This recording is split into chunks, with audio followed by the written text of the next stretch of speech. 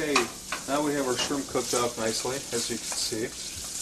What I'm going to do, I just decided to do this. I'm going to add a little tomato paste. Tomato paste is going to add a nice color to this, plus it always adds a little extra flavor. So a little tomato paste, and what I'm going to do is cook that in onto the bottom of the pan. And once that's cooked down, we'll deglaze the pan again with a little bit of water. And the outcome of the sauce, it should have a light pink color to it. It'll be very tasty. It'll add to the color. As you can see, tomato paste is cooking on the bottom of the pan. It's also absorbing the liquids. So we're going to cook this. Let me give it a little higher heat. There we go.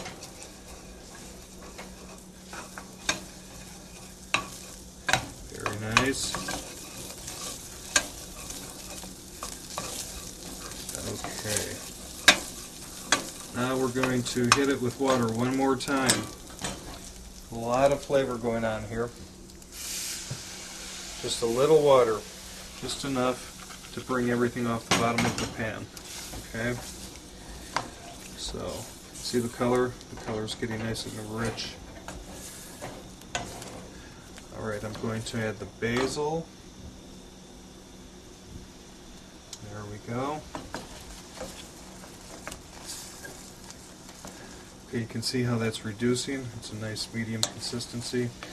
Now, at this stage, what I'm going to do is add the cream, and I'm going to let the cream reduce. Okay?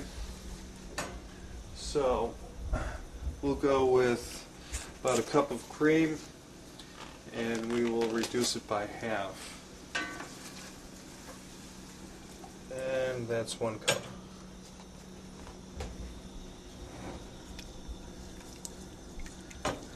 Okay, so we'll let this roll, and while this is cooking, we will get our tuna prepared, ready to saute.